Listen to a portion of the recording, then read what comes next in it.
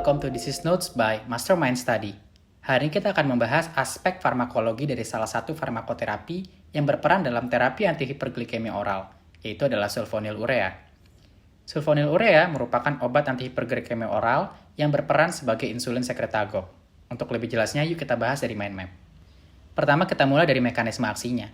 Sulfonylurea atau SU merupakan insulin sekretagogue, yaitu obat antihiperglikemia yang memicu pelepasan insulin dari pankreas. Kita mulai dari bagaimana sih sebenarnya mekanisme insulin dilepaskan oleh sel beta pankreas. Glukosa dapat masuk ke sel beta pankreas melalui membran sel dengan bantuan transporter glukosa, yaitu GLUT2. Setelah masuk ke intrasel, glukosa dimetabolisme dan hasilnya adalah ATP, di mana ATP ini akan memicu penutupan kanal kalium di membran sel beta pankreas. Dampaknya adalah pencegahan efflux ion kalium yang mencegah terjadinya repolarisasi, atau dengan kata lain terjadi depolarisasi. Hal ini disertai dengan adanya ion kalsium yang masuk melalui kanal kalsium. Depolarisasi ini berdampak pada eksositosis vesikel yang berisikan insulin, di mana insulin ini akan digunakan untuk membantu utilisasi glukosa di jaringan-jaringan.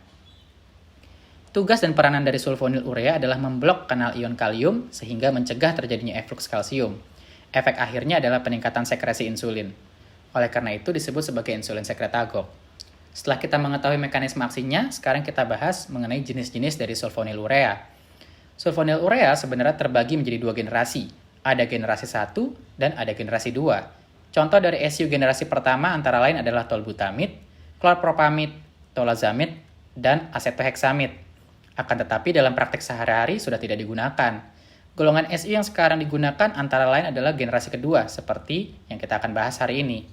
Nah, hari ini kita akan lebih membahas mengenai SU generasi kedua yang memang tersedia di Indonesia. Pertama adalah glibenclamide. Glibenclamide memiliki waktu paruh 12-24 jam. Obat ini akan diikat oleh protein plasma sebesar 99%.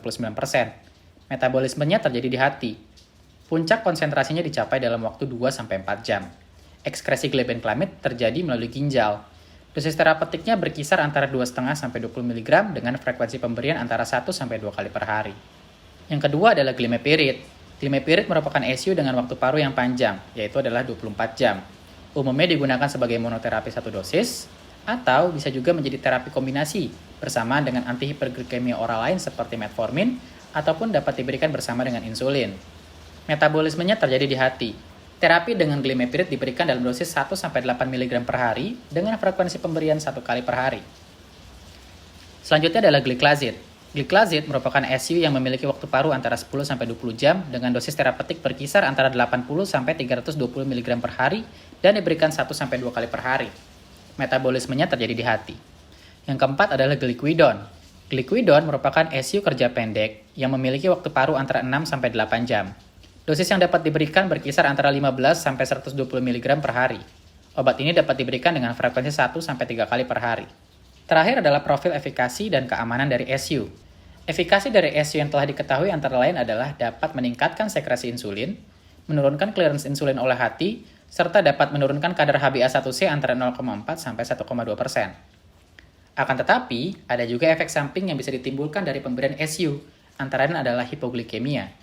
Efek hipoglikemi menjadi efek yang paling ditakutkan dalam pemberian sulfonylurea, terutama yang termasuk dalam golongan kerja panjang seperti glibenclamide dan glimepiride. Sehingga penggunaannya harus hati-hati terutama pada pasien yang memiliki risiko tinggi untuk mengalami hipoglikemia, seperti pada pasien usia lanjut atau pasien yang mendapatkan terapi insulin.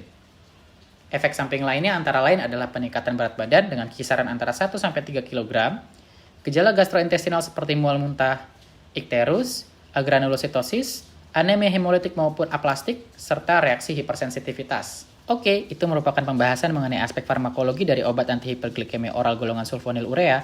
Semoga bermanfaat, dan terkait akses untuk mind map-nya dapat mengikuti syarat dan ketentuan di kolom description. Thank you and see you next time.